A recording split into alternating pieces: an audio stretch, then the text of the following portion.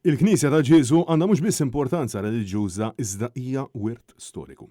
Starija li bosta jsostnu dwar din il-Knisja fil-qalba tal-Belt Kapitali li hija l-polz ħaj ta' devozzjoni qawwija u tradizzjonijiet reliġjużi fil-pajjiż tul dawn is-snin kollha. Sinonima b'mod partikolari għal-perjodu tal-Għajt Imqaddis.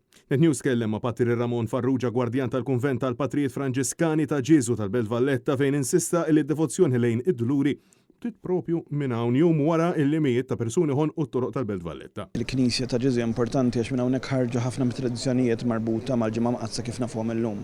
Ġifieri l-Patrijiet mill-Art Mqazza kienu jiġu hawnhekk u jġibu devozzjonijiet tagħhom il-Franġiskani u dak li fil-bidu kien fil-knejjes tagħna u f'Tar Rabat, ġifieri hawnhekk nafu li saret l-ewwel darba pellegrinaġġ bdiet tiġi koltivata din-devozzjoni tad-duluri fir-Randan importanti, ġifieri hawnhekk bediet id-duluri fir-Randan.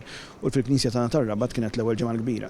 Jiġifieri f'dawn iż-żewġ knejjes kienu importanti ħafna biex tajna anka bil-mod il-mod twielet il-kult u tradizzjonijiet tagħna tal-ġimgħa kbira kif nafuhom illum. Filwaqt li tkellem ukoll dwar l-eluf ta' devoti li fl-aħħar jiem marru biħġarhom sabiex iqimu l-Kurċifiss Mirakolus. Fil-Knisja tagħna għataw devozzjonijiet partikolari l-ewwel nett lejn il-Kurċifiss Mirakolus kif nafu tul din il-ġimgħa li għaddiet propju esponejna l-Kurċifiss flimkien ma' relikwa tad-Dem San Franġisk u ma ngħidx ġibdet mijiet ta' nies imma ġibdet eluf. Ġifieri kienu eluf in-nies niżlu hawnhekk u l-istess ukoll il-bieraħ bil-manifestazzjoni ta' fidi li rajna fit-toroq tal-Belt fid-Duluri.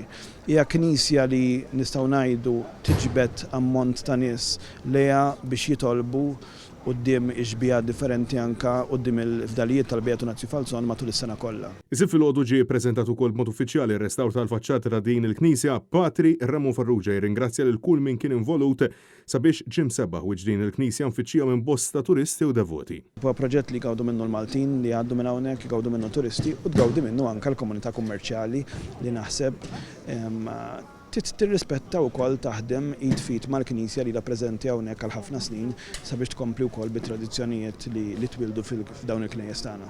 Intant huwa insista li fost l-għajnuna lil Patrijiet Franġiskani jagħtu huwa spjega li l-Knisja tinfetaħ ukoll għal dawk il-persuni li jixtiequ jitolbu iżda minħabba kundizzjoni jew oħra ma jkunux jistgħu jiltaqgħu ma' miġġema' nies. Jiena naħseb li l-iktar ħaġa li s-soċjetà tagħna għandha bżonn illum huwa min jismagħha b'sinċerità. U aħna fil-Knisja tagħna huwa dak li wkoll nippruvaw nagħmlu, nippruvaw nkunu widna u sostenn għal min jixtieq jiġi jitkellem, għal min jixtieq jiftaħ qalbu, għal min jixtieq jiġi jitlob. Jiġifieri jkun hemm momenti anke fejn niftħu l-Knisja b'mod privat pereżempju għal min ikun marit u għaddej b'ċertu terapija li ma jistax jiltaqa' ma' nies oħra. Naħseb li huwa dak l-ewwel missjoni tal-Knisja ta' Ġesu tilqa' nies li huma fid-dbatija biex meta jħarsu lejn id-dbatija ta' Kristu u Tomna Marija Addolorata jħarsu lejn ma' b'tama. Francesco Catania, NetNews.